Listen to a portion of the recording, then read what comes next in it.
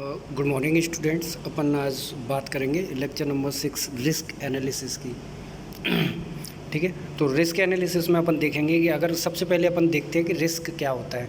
तो रिस्क अगर मैं बात करूँ तो अनवांटेड थिंग्स, जैसे कि अगर प्रोजेक्ट के टाइम पे आ रही हैं या अपन जो डेवलपिंग प्रोसेस चल रहा है उस टाइम कुछ ऐसी अनवांटेड चीज़ें जिनका अपन एक्सपेक्ट नहीं किया था, अगर वो चीज़ें आ रही हैं, या फिर मैं बोल सकता हूँ कि अगर जो चीज़ें आ रही हैं उनकी वजह से अगर अपन का प्रोजेक्ट जो डेवलपमेंट है अगर वो डिस्टर्ब हो रहा है, जो अपन को अनएक्सपेक्टेड आउटपुट मिल रहा है, तो मैं उन सारी चीज़ों को, उन कंस्ट्रेंट को मैं किसके अंदर डाल दूंगा? रिस्क एनालिसिस के अंदर।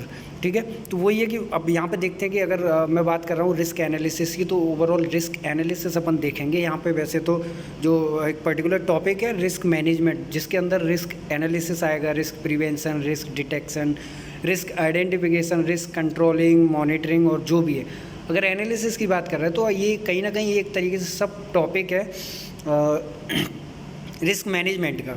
ठीक है, तो वही चीज़ है कि अगर सेट ऑफ अगर मान लीजिए कि सीक्वेंस ऑफ प्रोसेसेस अगर अपन के पास आ रहे हैं ड्यूरिंग मैनेजमेंट या ड्यूरिंग प्लानिंग, तो मैं उन चीज़ों को क्या करूँगा? कंसीडर करूँगा और मैं उनको क्या बोलूँगा कि उस टाइम अगर मान लीजिए कि रिस्क मैनेजमेंट की मैं बात कर रहा हूँ, उस टाइम अपन प्लान कर रहे हैं कोई चीज़ें, तो अपन देखेंगे उस जो टॉपिक है वो जो रिस्क एनालिसिस है, मैं वहाँ पे भी कंसीडर करूँगा कि रिस्क एनालिसिस अपन कर रहे हैं during risk management planning. Analysis of risk अगर देख रहे हैं तब भी रिस्क एनालिसिस है यहाँ पे। आइडेंटिफिकेशन अगर कर रहे हैं इन चीज़ों को, जो अनवांटेड चीज़ें अपन के प्रोजेक्ट में मिलेंगी, उन चीज़ों को अगर मैं आइडेंटिफाई कर रहा हूँ, यानी कि मैं कहीं ना कहीं रिस्क एनालिसिस कर रहा हूँ। ठीक है, उसके बाद है controlling risk on a project. अगर इस तरह के प्रोजेक्ट्स पे अगर मैं इन तरह की चीज़ें की कर रहा हूँ, कंट्रोलिंग कर रहा हूँ, आइडेंटिफिकेशन कर रहा हूँ, एनालिसिस कर रहा हूँ, प्लानिंग कर रहा हूँ मैं, तो ये सब प्रोसेसिंग का जो सीक्वेंस है वो किसके अंदर आएगा? रिस्क एनालिसिस के अंदर। ठीक है, proper risk management is control of possible future events that may have a negative impact on the overall project. अगर मैं ओवरऑल अगर बात करूँ रिस्क मैनेजमेंट की, कंट्रोलिंग की, तो पॉसिबल नहीं है। और अगर इस तरह की चीज़ें अगर देखेंगे तो अपन नेगेटिव इफेक्ट भी करेगा ओवरऑल प्रोजेक्ट पे। It's more of proactive than reactive process. ठीक है, तो प्रोएक्टिव और रिएक्टिव में बात करूं, जैसे कि अगर मान लीजिए कि दो प्रोसेस है मेरे पास और वो एग्जीक्यूशन चल रहा है उनका, तो एक चीज़ होती है कि अगर मान लीजिए कि अगर मैं रिस्क को कंसीडर कर रहा हूँ, रिस्क मैनेजमेंट अगर मैं उस रिगार्डिंग कंसीडर कर रहा हूँ, तो मैं एक चीज़ तो होती है कि मैं पहले ही आने ही ना दूँ, उसको रिस्क को एंटर ही ना करने दूँ, इस तरह की चीज़ों को एग्जीक्यूट करूँ कि रिस्क आने ही ना पाए, या फिर जो भी अनवांटेड थिंग्स है, अनवांटेड या अनएक्सपेक्टेड आउटपुट है उस तरह का ना आने पाए, तो मैं उसे पहले से ही ओवरकम करूँ। या फिर अगर आ गया तो मैं उसे आइडेंटिफाई करूँ, एनालिसिस करूँ कि अगर आ गया तो कहीं ऐसा तो नहीं है कि अफेक्ट करेगा चीज़ों को। तो ये होता है कि प्रोएक्टिव में पहले ही कर लूँ, रिएक्टिव मतलब ड्यूरिंग प्रोसेसिंग। ठीक है, अब ये है कि हाउ टू मैनेज रिस्क। अगर रिस्क को मैनेज करने की बात आ जाए तो अपन कैसे मैनेज करेंगे? ठीक है, तो पहला है इसके लिए रिस्क मैनेजमेंट प्रोसेस बेसिकली बहुत सारी एक्टिविटीज़ हैं जो प्राइमरी एक्टिविटीज़ हैं जो इन्वॉल्व हो रही हैं, अपन उनको कंसीडर करेंगे। पहला है प्लान रिस्क मैनेजमेंट। ठीक है, तो प्लान रिस्क मैनेजमेंट के अंदर है कि it's a procedure defining how to perform risk management activities for a project. कि अगर मैं जो रिस्क मैनेजमेंट एक्टिविटीज़ हैं उनके रिगार्डिंग मेरे प्लानिंग क्या है। ठीक है, तो प्लानिंग यानी कि procedure of defining how to perform, कि मतलब जो प्लानिंग की अगर एक तरीके से बोल सकते हैं कि जो रिस्क है, अगर मुझे वहाँ पे मैनेजमेंट अगर मैं कर रहा हूँ रिस्क के रिगार्डिंग या रिस्क के अगेंस्ट, तो मेरा जो प्लानिंग क्या रहेगी, मेरा परफॉर्मेंस कैसा रहेगा, मतलब कैसे मैं परफॉर्म करूँगा या किस तरीके से फाइंड आउट करने की कोशिश करूँगा, वो प्लान रिस्क मैनेजमेंट के अंदर आएगा। रिस्क आइडेंटिफिकेशन नेक्स्ट है जो एक्टिविटी इन्वॉल्व होगी, वो है रिस्क आइडेंटिफिकेशन। ठीक है, तो it is the procedure of determining which risk में अफेक्ट द प्रोजेक्ट मोस्ट। मतलब इस तरह की एक्टिविटीज़ को अपन देखेंगे जो सबसे ज़्यादा प्रोजेक्ट को अफेक्ट कर रही है। ठीक है, अफेक्ट कर रही है, उन तरह के आइडेंटिफाई करूँगा मैं। This process involve documentation of existing risk. ठीक है, तो जो प्रोसेस है वो इन्वॉल्व करेगा डॉक्यूमेंटेशन, और जो एग्जिस्टिंग रिस्क के जो डॉक्यूमेंटेशन है उनको अपन फॉलोअप करेंगे। हाँ, देखेंगे कि क्या क्या हो सकता है यहाँ पे। ठीक है, the input for identifying risk will be. अगर आप मान लीजिए कि रिस्क को आइडेंटिफाई करना है तो अपन कौन से कंस्ट्रेंटेड डोमेन्स हैं जो नीड टू बी कंसीडर्ड। ठीक है, पहला है रिस्क मैनेजमेंट प्लान, कि अगर मान लीजिए कि सबसे वेरी स्टार्टिंग पॉइंट कि यही रहेगा कि रिस्क मैनेजमेंट प्लान के अपन प्लान करें कि किस तरीके से अपन को परफॉर्म करना है, जो अपन करने वाले हैं वो परफॉर्म कैसे करा जाएगा। एक रोड मैप तैयार कर रहा हूँ मैं, या मान लीजिए कि फ्रेमवर्क बना रहा हूँ उनको प्लान करने के लिए, परफॉर्म करने के लिए, कि मैं किस तरीके से परफॉर्म करूँगा। तो ये अगर मैं मेरे पास प्लानिंग रहेगी तो मैं ऑब्वियसली कर दूंगा।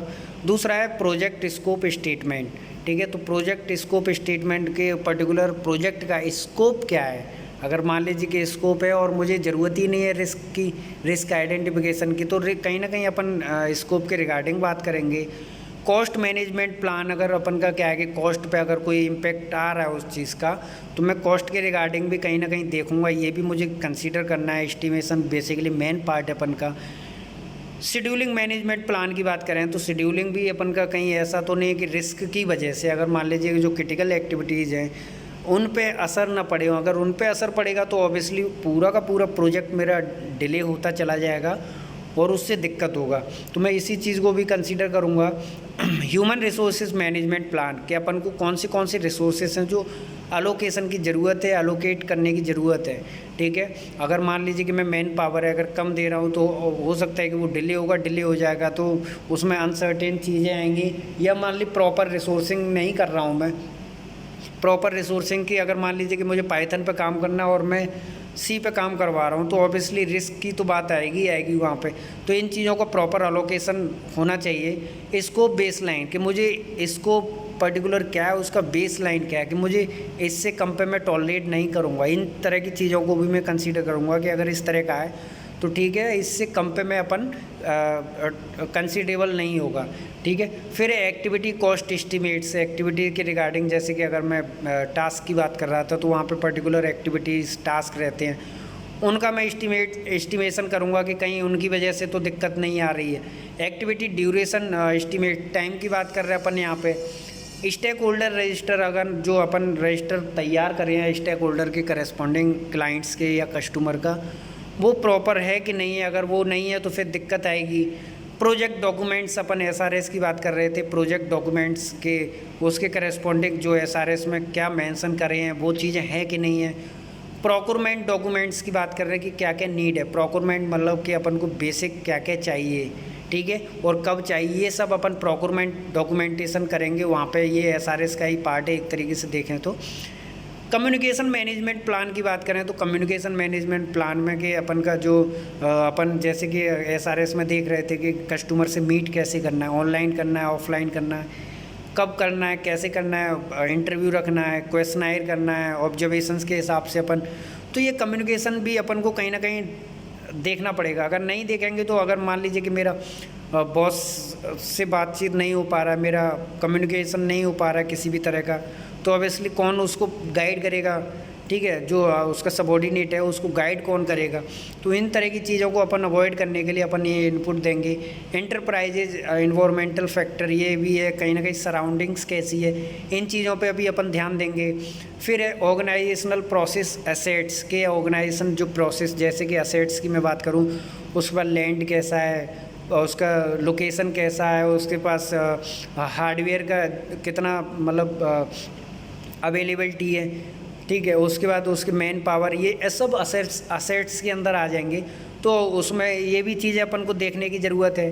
परफॉर्म क्वालिटेटिव रिस्क एनालिसिस, ठीक है, उसके बाद है परफॉर्म क्वांटिटेटिव रिस्क एनालिसिस की बात करेंगे, प्लान रिस्क रेस्पॉन्स की बात करेंगे, मॉनिटर एंड कंट्रोल रिस्क की बात करेंगे, ठीक है। तो ये सब इनपुट में अपन देंगे इनपुट में। उसके बाद आउटपुट में अपन को मिलेगा the output of the process will be a risk register, यानी कि अपन कहीं ना कहीं उनको जो आइडेंटिफाई करें हैं चीज़ों को, उनको अपन एक जगह प्लेस करेंगे, रखेंगे, और उसके हिसाब से फिर एक्शन लेंगे कि अपन के पास ये आइडेंटिफाई कर चुके हैं, इस तरह के रिस्क थे, उनको अपन ने अवॉइड किया या फिर डिटेक्ट किया, आइडेंटिफाई किया, और मैं उनको एक जगह कहीं रखूँगा। आगे उन पर प्लान करना है। तो वही चीज़ है कि जो उसका रिस्क आइडेंटिफाई का प्रोसेस का जो आउटकम आएगा, जो रिजल्ट आएगा, वो रहेगा रिस्क रजिस्टर, ठीक है।